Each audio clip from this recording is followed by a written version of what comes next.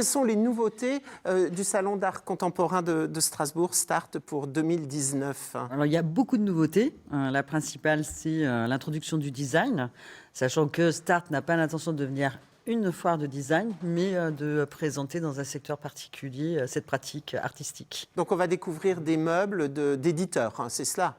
Alors, pas que. Il y a des meubles d'éditeurs parce que les dessinaires, quand ils ont créé un mobilier très intéressant, sont toujours édités, hein, comme par exemple la chaise Zigzag, qui a été créée en 1936 et qui aujourd'hui est toujours dans les vitrines, est toujours éditée.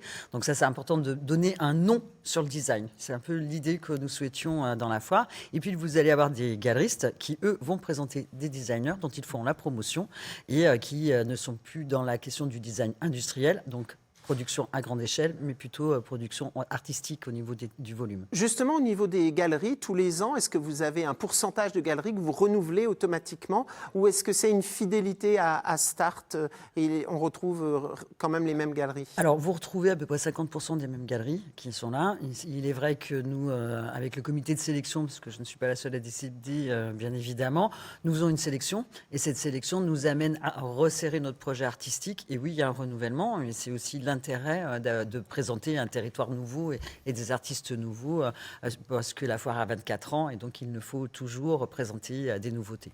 Justement, quel est l'ADN de cette foire? Elle a 24 ans, quelle est sa spécificité par rapport aux autres? Sa spécificité, ça reste quand même la peinture. Vraiment, je crois que c'est indéniable.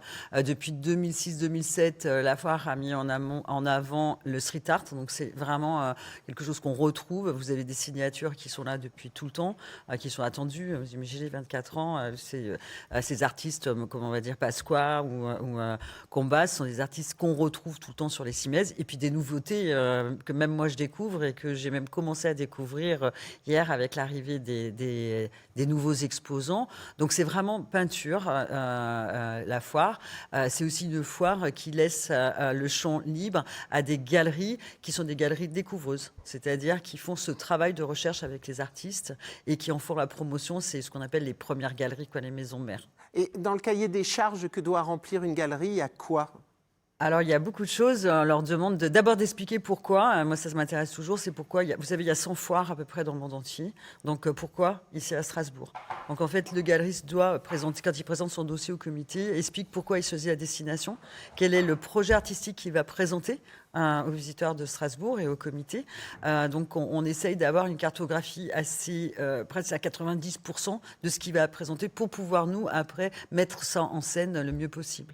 Et là, on est capitale européenne, Strasbourg. Est-ce qu'il y a une sélection aussi? On impose d'avoir un quota de pays étrangers, de pays européens, ou on privilégie les locaux? Comment ça se passe? Alors, si vous voulez, une galerie d'art contemporain, elle n'est pas forcément avec des artistes de son territoire. Elle présente des artistes qui lui conviennent. Ce sont des directeurs artistiques. Donc, ce n'est pas parce qu'on est une galerie, je ne sais pas moi, à Nantes, à Paris, qu'on n'a que des artistes parisiens. On a vraiment des choses différentes. Donc, c'est pas parce que l'enseigne, elle vient d'un pays, que les artistes, ils sont à peu près plus de 600 cette année, sont à majorité française. Bien au contraire. On a vraiment toutes les nationalités. En revanche, pour répondre vraiment à la question, il y a à peu près 70% de galeries françaises. On a quand même beaucoup de galeries du territoire, hein, c'est normal, parce qu'ils font un travail formidable. Et on a à peu près 30% de galeries étrangères. L'Alsace, au niveau art contemporain, au niveau des galeries, c'est une région dynamique? Écoutez, la lyonnaise que je suis et qui suis en charge de la direction artistique depuis quelques années, oui, a découvert un territoire extrêmement riche, très varié. Un musée d'art contemporain qui est superbe, l'école de la Hire, pour ne pas la nommer, des centres d'art, des Kunsthallen, de nombreuses galeries qui font toutes... Une vraie dynamique en tous les cas. Dernière petite question, elle a toute son importance. Ça se passe où? Parce que le parc des expositions à Strasbourg, c'est un peu mobile. Là, cette année, c'est où?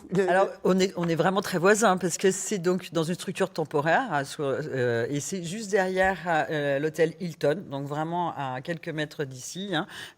Et c'est sous chapiteau, donc. C'est sous un sous-chapiteau. Voilà, chauffé, on le précise, au cas où il y aurait quelques magnifique, frileux avec une lumière fantastique. et qui ont peur. C'est du 15 au 17 novembre à Strasbourg Start.